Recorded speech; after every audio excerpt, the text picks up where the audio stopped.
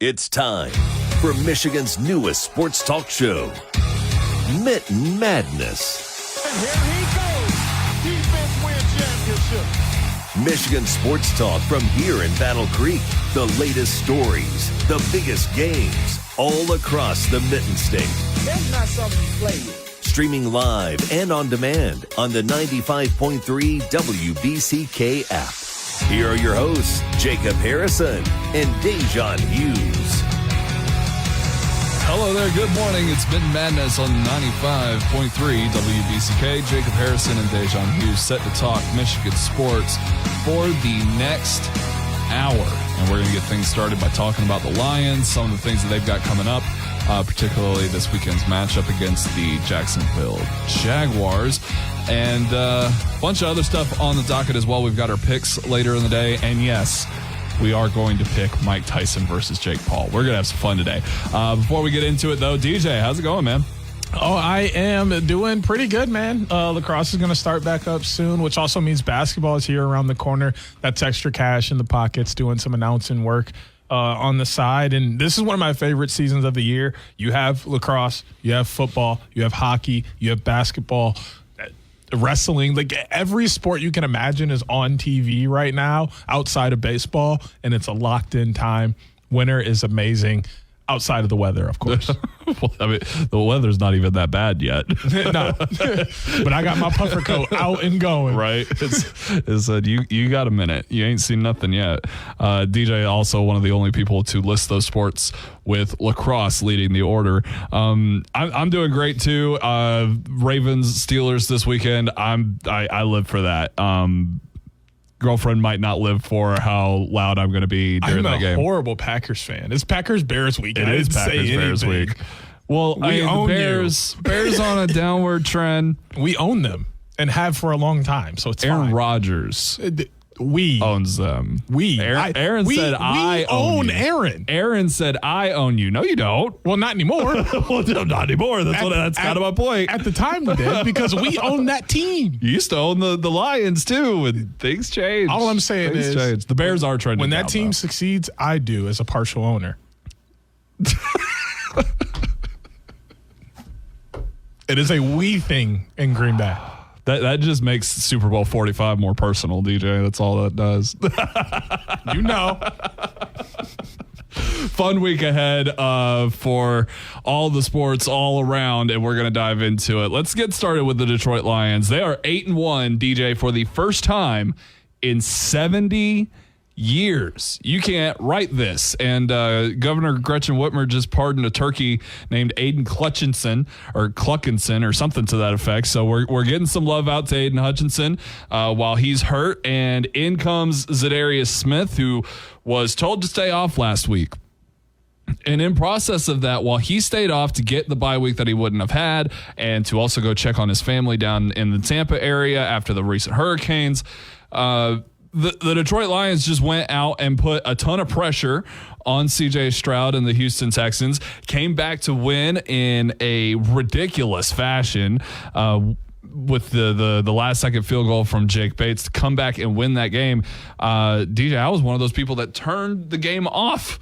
It turned out to be an instant classic. This week they take on the Jags, who are without Trevor Lawrence, which means Mac Jones, Roll Tide, is going to be in at quarterback, and he hasn't looked particularly good in quite a long time. He turned the ball over 3 times last week as the Jags lost to Minnesota, effectively ending their season as they're now 2-8. But just to round everything up here for the Lions, let's look back on that Texans win and the ability to come back despite Jared Goff turning the ball over like crazy. I've seen a lot of people overreacting and saying, like, this is the reason the Lions can't win the Super Bowl is because of Jared Goff. I appreciate your face right now. In audio media, DJ is making a face like you can't be serious right now. And I agree with that. I mean, he has played absolutely fantastic in 8 out of the 9 games that they have played this year, except this one, and they still found a way to win. This is a team sport, last I checked. I know we give a lot of praise to the coach and the quarterback, but it's a team sport. The defense played absolutely phenomenal. I mean, especially in the second half. Limiting that team to 23 points, who had plenty of opportunities to score due to Jared Goff and his mistakes, says a lot. But also, it says a lot for Jared Goff to continue to come out and throw the ball in that game confidently. Yeah. You got 3 picks and you still out here slinging it? You throw a 4th and a 5th, and you know what? We need a drive to score. What am I going to do? Throw the ball.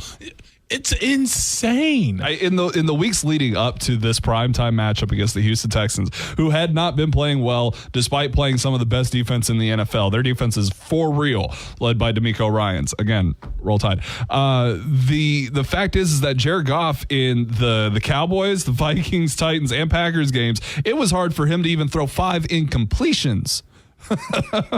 That's a big reason why they went on that winning streak, why they have been on a 7-game winning streak. It's because Goff can barely throw in incompletions, let alone interceptions. In this Texans game, he happens to throw interceptions instead of incompletions as if he were playing Madden or something. And in the end, they're able to turn this thing around and get the win on the leg of Jake Bates. How important has he been?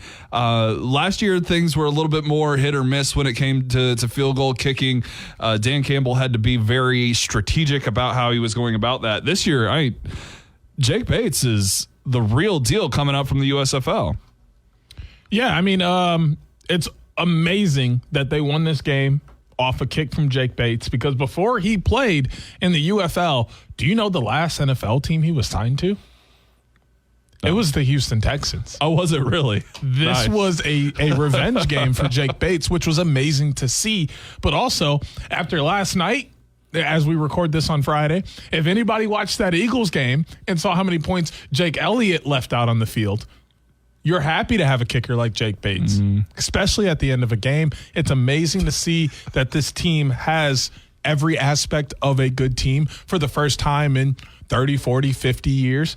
They are a very good football team, and we can say that. They are destined to have some level of success, and I would be extremely surprised, and I would say it might even be a disappointment if they don't make it back to the conference championship game based on how they have played so far this season. Yeah, the Detroit Lions have the best odds to reach the Super Bowl of any team in the NFL. They have great odds to win the NFC North. They have the best odds to secure home field advantage. Last year, the San Francisco 49ers were kind of sitting in front of them the entire season. This year, there really isn't that team in the NFC. You've got the Eagles, who are now up to 8 wins themselves, but I don't know what it is. I'm not quite convinced that the Eagles are the same Eagles that won the Super Bowl a few years ago, but they are incredibly dangerous with Saquon Barkley and that receiving core. The defense has taken a step back, and I think that's a big thing. But even still, they held Washington to 18 points, which is crazy hard to do. Washington's offense is insane. But that being said, the Lions are kind of putting themselves in a position to not just be the best team in the NFC. With the Chiefs taking on the Bills this week, that record could finally even out if the Bills can finally get over that bugaboo that's been on their back for years. And the Lions would have a share of the best record in the NFL and a stark claim to being the best team in the league as well. Yeah, I mean, they are the best team, and they should be saying they are the best team. And the best part is they don't say it, but they believe it. Yeah. Everyone in that locker room will tell you the Detroit Lions are the best team in the NFL. Every fan that is sitting down in front of a TV every weekend or filling a seat in Ford Field or at some bar in downtown Detroit or some other nearby city will tell you the Detroit Lions are the best team in the NFL. And that is more than half the battle. You have to believe yourself, your fans, your organization has to believe that you are the best. And then that translates into play, which comes out and shows how good you can actually be. The Lions have done it all year. And even in that Bucs game, like we've talked about, they were right there. Yeah. And there wasn't an ounce of anyone in that building that believed they would lose that game until the clock said zeros and they were losing 20-16. That is the only time they went, well, there it is. We lost. Yeah.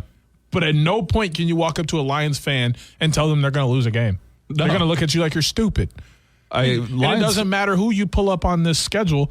They're looking at it like, we might drop one more game this year. The schedule is not the hardest. It is not the hardest. You got the Jags and the Colts and the Bears in the next 3 weeks. Those are very winnable games.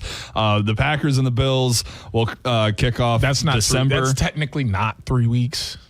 It's technically 2. It is technically 2 because that Bears game is that Bears game is going to be a little bit tougher. Just because of the circumstances of playing your second game in 4 days. The short break, yeah. That can mess you up. But nonetheless, I think that is the next step for the Lions is to take back control, take over. I don't know if they ever had control of Thanksgiving, but let's get into the positive win column. We're the team that initiated this. Let's be the team to dominate this. If you come into Ford Field on Thanksgiving, prepare to get your ass handed to you. It's really the mentality that they should have, and it can start this year with a win over the Bears. And watch us bite into those turkey legs. You're going to have to sit there and watch us eat those turkey legs on national television every year. And they have now entered that realm and being able to say and believe in themselves to do things like that. Be the team that the NFC North runs through every year. Like, let's look back the last 6, 7, 8 years. It's been Green Bay. If you want to win the NFC North, you got to beat Green Bay. Yeah. And then before that, it was the Vikings for a little bit. The Bears had their run a couple times. But it's been a long time since we've said, hey, you got to beat Detroit to win the NFC North. You've never had to say that. You've never. Outside of maybe 2008. Exactly. And I may have just said the wrong year. I mean, it's never been that. Exactly. So until now. To be at that point now, I think is fantastic. And they just have to continue down this road they're going. And the Detroit Lions will be a phenomenal NFL franchise. I'll Google the proper year because I think I said 2008. I think that was the winless season. So I'll get that figured out. I do think that's I'll get all that figured out, and we'll come back here in just a minute and turn the conversation to college football here on Mitten Madness 95.3 WBCK.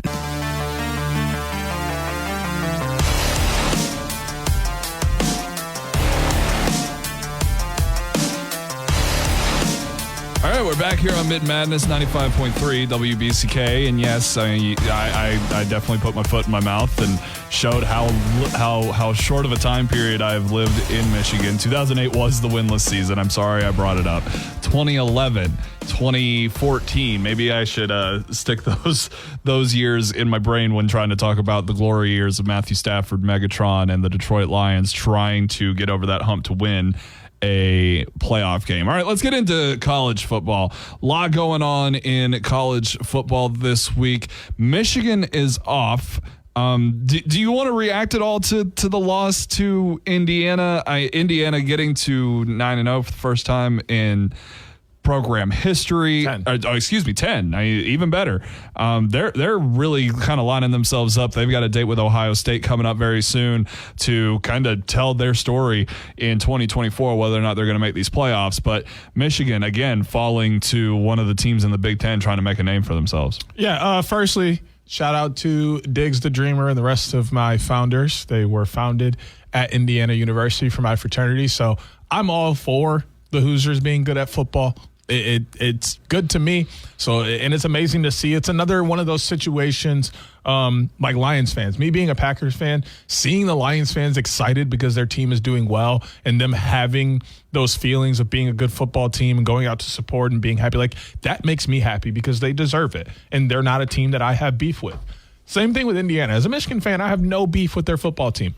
And I'm happy to see them getting that excitement of being a good football team in the Big Ten and what it could possibly mean for them over the next couple of weeks. Looking at this game, if you're an Indiana fan, you should be scared. Yes, you are ranked 5th. But if you lose a game, it's going to look real bad for you. And we're going to talk about that in a second, too, because I've been going off about that all morning. But, a 20-15 loss to Michigan on the road, like at home, does not look good for you because Michigan ain't playing good football this year. And you should be playing great football at home. I'm not saying they're playing terrible football, but Michigan should be a lot better than what they are. Michigan could possibly miss a bowl game this year over the next couple of weeks. I would argue that is Indiana's toughest game that they have had so far. Not that it isn't their toughest game so far. Not that, but Indiana's been playing so good this year. Yeah. that this game shouldn't have been as tough as it was. I think they've beaten everybody the way that they should have. I think Michigan is a touch better than their record indicates, but that's just because they've had a really hard schedule. Yes, let's not forget they ruined USC's season. Yes, because USC was supposed to be good. Yeah, Michigan beat USC and it went real downhill. My thing is, I'm not saying Michigan is like that bad or in that terrible of a spot. Yeah, but due to how tough their schedule has been and how good Indiana's been played, they should have won by 10 or more. That's my opinion, just based off of how good Indiana has played. That 5-point loss or 5-point win looks a little bit better for Michigan and tougher for you than what that 10-point win would have looked like. That's all I'm saying. I think everything comes down to that Ohio State game. They still moved into the into the top 5. Their next game is Ohio State. They're on a bye week this week, and they play Ohio State next week. I would love nothing more than if they beat Ohio State for multiple reasons. One, if they beat Ohio State, they're going to riot, and I might just go down there and riot with them because I'm here for it. They're going to be in the Big Ten championship game, and they will most likely be in the college football playoff, even if they lose the Big Ten championship game. Those are 3 huge things for Indiana. Indiana's never been to a Big Ten championship football game. They got a chance to go now. They got a chance to be in the first 12-team playoff. Love that for them. Another reason is if Indiana beats Ohio State, who does Ohio State play the following week after that? Michigan. What does that mean for Michigan? Michigan could possibly do the funniest thing ever. And knock them out. They could just put them in the same place Michigan's in. Michigan's on the outside looking in for this 12-team playoff already. They got 4 losses. They ain't getting in. No. But a 3rd loss to Ohio State? They got 5, by the way. Chill. All right? We ain't talking about all that. A 3rd loss for Ohio State puts them right next to us. In a bowl game, outside looking in. Yep. You ain't in the 12-team playoff. And that would save the whole season for me as a Michigan fan. The Spartans, on the other hand, are looking to get bowl eligible, and they're going to have to nearly win out in order to do that. They're 4-5 right now, and they're taking on another team this weekend in Illinois who is set up kind of similar to Michigan State, where they've been able to beat the teams that are worse than them, but they have struggled to beat the teams that are significantly better than them or to even compete with them. Both these teams got absolutely throttled by Oregon. Both these teams played Michigan very close. They've been able to stand up in certain situations and say, hey, we're trying here. And in other situations, they have not. Illinois was ranked at one point in this season before things turned south after a loss to Penn State. Now they have dropped 2 games in a row, and so has Michigan State. Though State has lost to much better teams, because the Illini also lost to Minnesota. Now, we're not going to pick this game, but, Michigan State is in a real do-or-die situation here to help prove that this rebuild is going as planned. They are the team that is supposed to be able to beat Illinois, especially in these circumstances where Michigan State has kind of shown that they can be back sooner rather than later. Illinois is just having a up season. They're typically not even in this situation at all. This is a really, really big game for Michigan State, because if they don't win this thing, they're dropping to 4-6, and they're staring down a situation where they might not be bowl eligible again. Yeah, I think you got to go into this game and try and win. You win here, you're pretty much bowl eligible. You got Purdue and Rutgers over the next 2 weeks. Rutgers plays some decent football, so you might lose. Rutgers can sneak up on you. Yeah, that's the one to sneak up. So if you can win the next 2, make yourself bowl eligible, you're good. But I think they have a solid chance to win 2 out of these 3 and beat bowl. If you ask me, I think they're in just about the same position that Michigan is in. Yeah. Michigan has to beat Northwestern. They're in. If they don't, they're in a troublesome spot. Same thing here. They beat Illinois and or Purdue. You're in a pretty good shot to beat Rutgers. Or if you lose Illinois, you got to beat Purdue and Rutgers. But I think they have a chance to win 2 of these 3 and the way that they're combined. All right. So before the show, we were trying to figure out what games we were going to pick. And you kind of got off on a little bit of a tangent here. Yeah. Because of the South Carolina and Missouri game being one of the few ranked matchups that we have. Kansas State is taking on Arizona State, and Arizona State's not ranked. I look at the top 14, 15 teams, and I see 0 problems with the CFP rankings. But apparently the entire structure of this thing is still not sitting right with you. Yeah, I just don't like that some of it is based upon history. When it comes to sports, just like we say the transitive property doesn't work, same thing. You don't get to carry over from last year. That ain't how this works. It's a whole new season. Every team is basically brand new. That's something I coach. It doesn't matter who's on the team. It's brand new. It's a whole new team because you're getting rid of seniors. You're bringing in new players. It's a new team. So, no, everything isn't going to be like it was last year, even if you do return a bunch of starters. It's not the same thing. So we need to stop having history be implied in rankings. College football playoff rankings, AP top 25, all of that should work like a power rankings.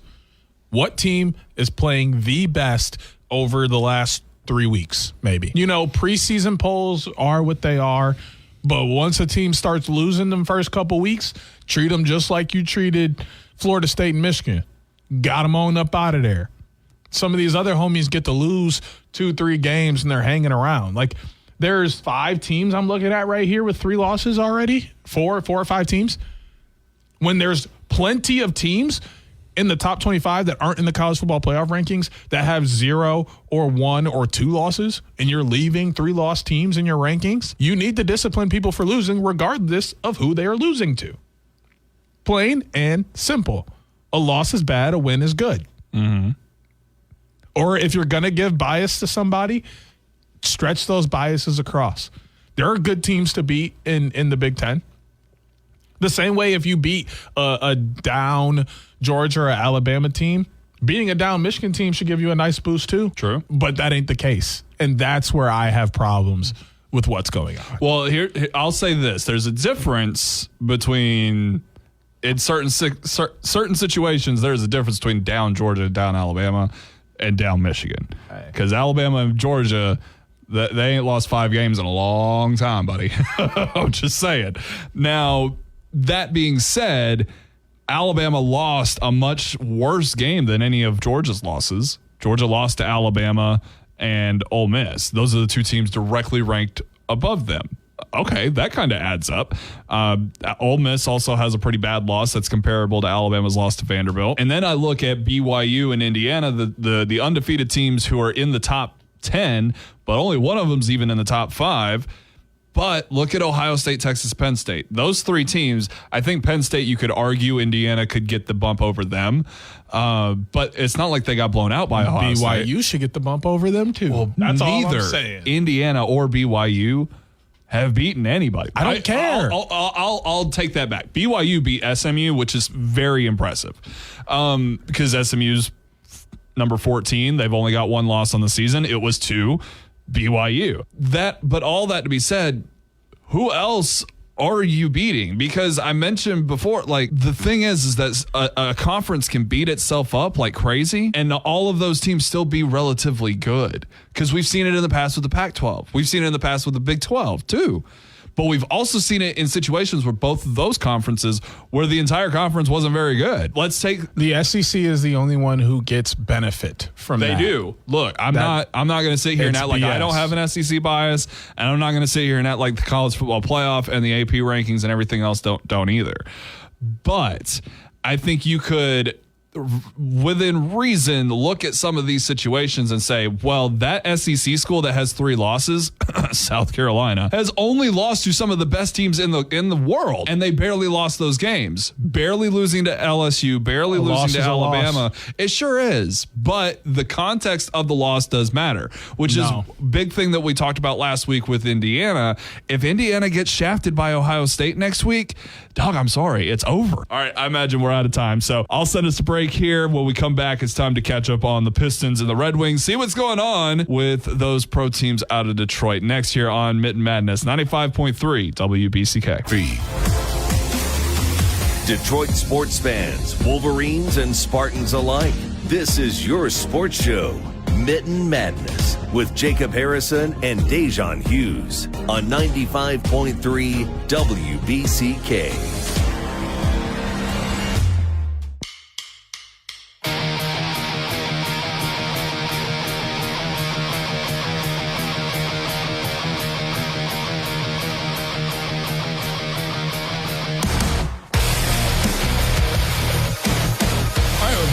Mitten Madness 95.3 WBCK. Jacob Harrison and Da'Jzon Hughes. We're done arguing about the state of college football for at least one more week. And now it's time to talk Red Wings and Pistons. We'll get started with the Detroit Red Wings, who are 7-7-1, which doesn't sound quite as good as it might, because this Atlantic Division is pretty tough in the Eastern Conference. Florida and Toronto are sitting at the top of it, the only teams with double-digit wins so far. But Boston, Tampa Bay, Ottawa, Buffalo, and Detroit all hanging out around 500, and the Red Wings are at the bottom of that. They've played fewer games than the rest of those teams have. But nonetheless, I mean, sitting at 500 at this point in the season, it's a little bit disheartening. I feel like I'm getting the impression that same spark of energy that existed early in the season last year just isn't there quite yet.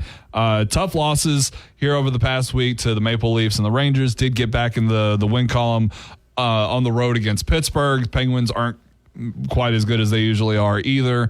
They've got the Ducks up next, and that's actually yesterday as you're listening, so we don't know the outcome of that game. But nonetheless, I mean, they're hanging out just below the bar of league average, kind of sitting at 21 in the ESPN Power Rankings this week. I mean, they put a little verdict on all of these teams, DJ, in these Power Rankings.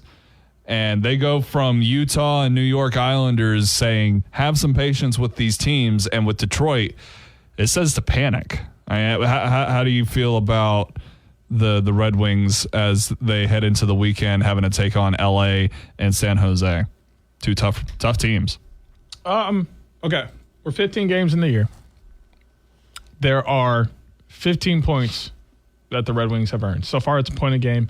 It's pretty low. Yeah. But we're only 15 games into an 82-game season. Can we please stop? We're panicking 15 games in. 15. When half of our division is 500 or about 500. No, and literally half the division is 500. And we're panicking. This makes zero sense to me. I know this team is young. This team has, 5-6 new players or guys who have been there for less than a year still figuring out their boots in Detroit. And I don't know about you, but it's kind of hard to play in a city where people are successful. Tigers coming off of their playoff run. The Lions are the best team in the NFL. The Pistons decide to win games this year. Mm-hmm. There's a lot of pressure when the rest of the city does well. Look at New York. Why do you think New York sports ain't really doing nothing? Because everybody feels like they should be doing a ton. And there's a lot of pressure when you got the Yankees there. And then the Knicks are having a good season now. And the Nets were almost in the NBA Finals a couple years ago. Like, when there's greatness and goodness around you, you have to try to live up to that. And this Red Wings team is just falling below the bar at the moment. But it doesn't mean they're bad. It doesn't mean we need to panic. It just means they haven't caught their stride yet. Let's remember, this is very similar, not same, because I don't want to walk back on what I said earlier. Every team is different by year, but this is pretty much the same team that took a late run last year and pushed for the playoffs. So if they can make that run a month earlier than what they did this year, or what they did last year, they're probably in the playoffs. So there's no reason to panic 15 games into the season. We just need a couple more wins, and if we're going to lose, like I always say, let's lose in overtime so we can get a point for it. That's the formula right now. Win games, and if you got to lose, you lose in overtime. The problem is that some of these losses, it's not even getting close to overtime. Listen to some of these scores. 4-0 to the Rangers, 3-1 to the Leafs, 6-2 to the Jets, 3-2 to the Oilers. Gets a little bit closer, but then you're back off. 5-3 to the Sabres. That Oilers loss is their one overtime loss. It is, right. My bad. But the 2 losses to the Rangers, 5-2, 4-1. Opening season loss to the Penguins, 6-3. They're not getting close to overtime. The one time they did, they lost. It's either a convincing win or it's a convincing loss, and I think that's why it can be so tough. That where the panic isn't that they're going to be the worst team in the NHL. I think they're clearly above that. The problem is that they're probably looking at a situation where they are perpetually average, where they can't get out of their own way some nights, and they're going to lose convincingly, and then other nights they're going to take the ice and they're going to know what they're doing and they're going to get it done and they're going to win convincingly, but they can't find anything in the middle or come back when things get tough. That's where I think the panic could set in. I don't think anybody's worried about the Red Wings being the worst team in the league, but just not getting closer to getting over the hump that they almost got over last year, that's the panic.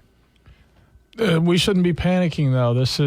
I'm not suggesting that we do. Yeah, I understand that 100%, but it's just the fact of the matter is when you're as great of a franchise as the Red Wings are, we're going to return to greatness. It may take a little bit of time, but we're destined.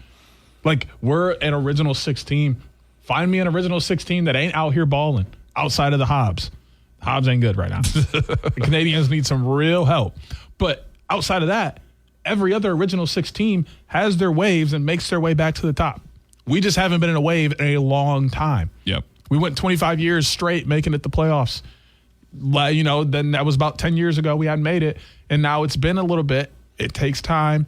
The next couple years, though, I do expect them to get over that hump. That patience wears thin. Yes, it does. I tell you, as a Steelers fan, we're in one playoff game in what, 8 years, and we're impatient as hell, dude. Like, I can't imagine 10. I can't. Let's turn our attention to the Pistons, where yes, you must have patience. You must, because 5-8 is perfect standing for them, which is it is a crazy thing to talk about. They are coming off a loss to the Bucks. The Bucks are, they're bound to rebound at some point and start getting back into the win column and start playing like one of the best teams on the East. Even though it was kind of a dangerous situation there where Giannis got yanked to the floor in that game and everything. But nonetheless, Giannis goes off, scores 59, the Bucks beat the Pistons 127-120 in overtime. So, hey, I mean, you're still stacking up with the Bucks when they're on their way back.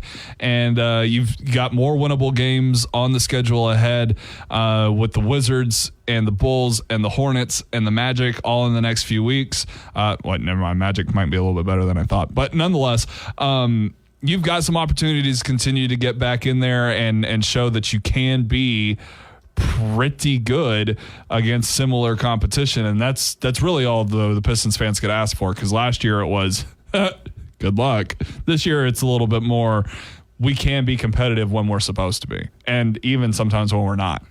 Yeah, they're in a great spot right now. If you look at the rankings within the division, the Central Division, outside of Cleveland, who is the best team in the NBA right now at 13-0, saw that coming. The Pistons are tied with Chicago and Indiana for the amount of wins. They just have played more games than both of them. Indiana's 5-6, Chicago's 5-7, Detroit's 5-8, Milwaukee's 4-8. Like, they're in the mix right now. You just got to start to win some of these games that you should win, i.e. playing the Raptors, playing the Wizards, playing the Hornets, probably even the Bulls. These are games you have to win so that when you go and you play the 76ers and the Bucks and the Celtics and the Suns, the Lakers, you can drop those games because you're beating the teams you should be beating. Yeah. And maybe you do steal one or two from the Nuggets or the Lakers or the Knicks, somebody like that.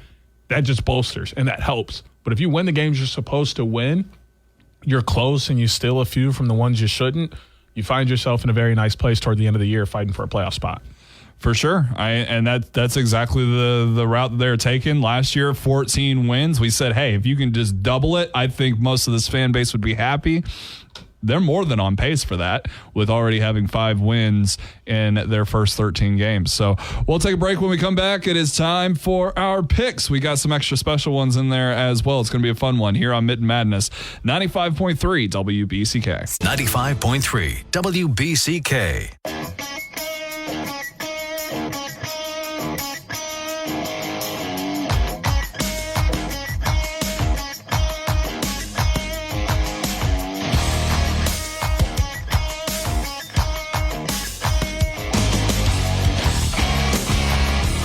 All right, we're back here on Mitten Madness 95.3 WBCK. Jacob Harrison and Da'Jzon Hughes. It's time for our picks. Last week, we picked every game exactly the same. I kind of needed to do that to make sure that it wouldn't be too chaotic of a week for me because a lot of teams that I usually get wrong. This week, we've got a ton of big-time matchups to pick from, and I imagine we'll probably split a little bit more differently this time around. But DJ, do update us on those standings. We both went 5-1 last week, so a phenomenal week from us. We were just one win away from being undefeated, and we can blame Georgia for that. Thanks, dogs. But other than that, coming in on the week, I'm 39-27. You are 37-29. All right, getting closer to the home stretch here as we're past the halfway point of the NFL and starting to get into CFB territory when it comes to college football. And we've got some crazy fights coming up as well. We're picking 8 games this week, not just 6. So we'll try to move quickly here. Kick things off with the Kansas City Chiefs taking on the Buffalo Bills. You're going to have Jim Nantz and Tony Romo up in the booth on this one on CBS. Late window game. The Bills are 2.5-point favorites. Josh Allen is an MVP favorite. Patrick Mahomes is just the MVP of the officials, man. Josh Allen has been playing fantastic. The Chiefs kind of look a little suspect at 9-0. Who do you got, DJ? The Bills or the Chiefs in a potential AFC championship matchup? I might regret this, but I don't like the Chiefs. Outside of Travis Kelce, he my tight end on one of my leagues.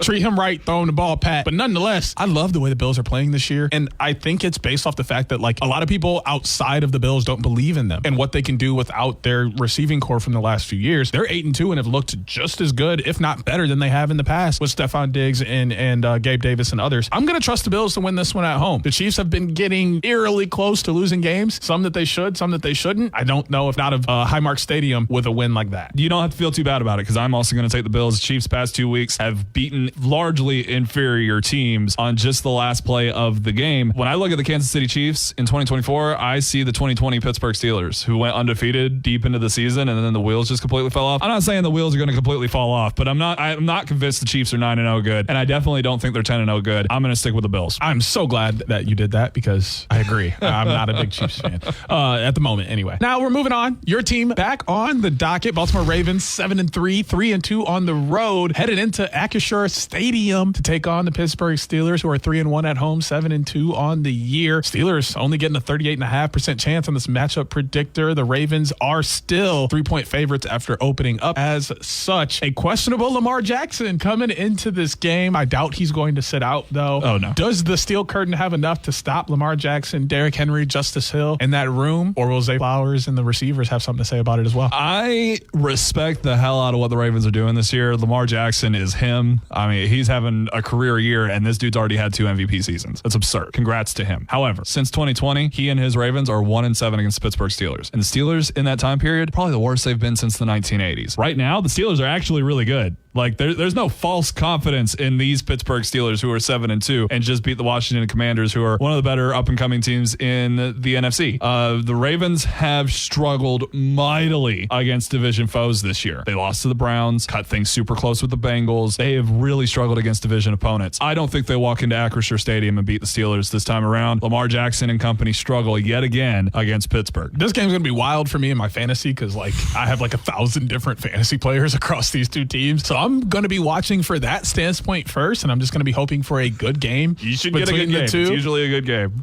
But I got to lean on the side of the Ravens. I really just like what they've been doing. There's too many vantage points for them to attack you with. Mark Andrews is returning to himself. Zay Flowers has been absolutely phenomenal. Nelson Aguilar looks like a quality wide receiver again. And then you still have Derrick Henry, Justice Hill, and Lamar Jackson in that backfield causing havoc. And Isaiah Likely will be Isaiah Likely. I really like what the Ravens have. Not to say that the Pittsburgh Steelers aren't good and haven't been balling. It's going to be a close game, but I'm leaning on the side of ESPN and their matchup predictor and taking the Ravens. Yeah, the Steelers passing game versus the Ravens pass defense is probably where that game is decided. Let's be real. Fun one, though. It'll stress me out. Tulane, Navy. That is a interesting game in the American Conference. With Tulane being number 25 in the country, they really need to take advantage of the situation and win out, and then put themselves in a position where they can take on Army later and potentially squeeze their way into the playoff. They'll need some help out of the Mountain West as well, because Boise State looks too good for the American Conference to get in. But hey, all you gotta do is win. You can find yourself in a funny situation, especially with just 2 losses. Either of these teams could get back into the conversation position with a win. Navy's offense is absurd. Tulane not quite as good as they had hoped, but still at the top of the conference. DJ, who you got? As much as I want to pick Navy because I'm a big Navy guy in the way that they play lacrosse and things of that nature, how they just live. Tulane is Tulane, and they have ran the American Conference for quite some time now. And this year, they got 2 losses, but they ain't 2 American Conference teams. They're 2 good football teams. Taking that into consideration, this may be the one time I believe in transitive property. Rice beat Navy 24-10. Tulane beat Navy 24-10. I'm going to believe that Tulane's better than Navy and go with Tulane. I am not going to do that. I am going to go with Navy. I think they have recovered from their loss to Notre Dame. Yeah, let's not act like Navy lost a bad team here. They got handed now by Notre Dame, but that's a good team. Rice, on the other hand, I think that's just falling back from the loss to Notre Dame. They looked dominant against South Florida, and I think that they're going to be able to pull it out. And I think everybody was looking at that chaotic situation where Navy and Army could both be undefeated heading into the final season. You can still have the same conversation with Navy having 2 losses. It could still be a lot of fun. Let's do that. I'm rooting for that one. I'm going to say Navy's going to pull it out against Tulane. Shouldn't the midshipmen have an advantage over a green wave? Come on. Hey, you're funny. I know. You're funny. That's all I'm going to say about that. Mizzou is taking on the South Carolina Gamecocks. 7-2, 3-2 in the conference for Missouri. 6-3, 4-3 for the Gamecocks. Gamecocks come in as the 21st team in the country. Mizzou, the 23rd. The Gamecocks given a 69.6% chance to win this game. They're opening up as 14-point favorites, down to just 13.5. Will South Carolina continue to play good football, or will Mizzou finally win a game they're supposed to win? I'm going to be quick and honest with you here. South Carolina is a significantly better team than Missouri. Eli Drinkwitz coming off the field after the win over Oklahoma, saying this keeps us in the playoff race. Dog, no, it don't. Especially not when South Carolina's next on your schedule. South Carolina is one of the most dangerous teams in the SEC. Don't nobody want to play South Carolina. Damn near beat Alabama. Damn near beat LSU. Struggled a little bit more against Mississippi, but they have otherwise been very, very fun as just home wreckers in the SEC. So, as you often should do when given the opportunity, you always say go Cox when you get the chance on radio. Yeah, this one comes down to the fact that they have a 69% chance to win, and I get to say go Cox. South Carolina wins, go Cox, and yeah. All right, Tennessee and Georgia. This should be monumental. Georgia could win this and get right back into the thick of things of being at the top of the SEC and potentially pay a visit to Atlanta with a win.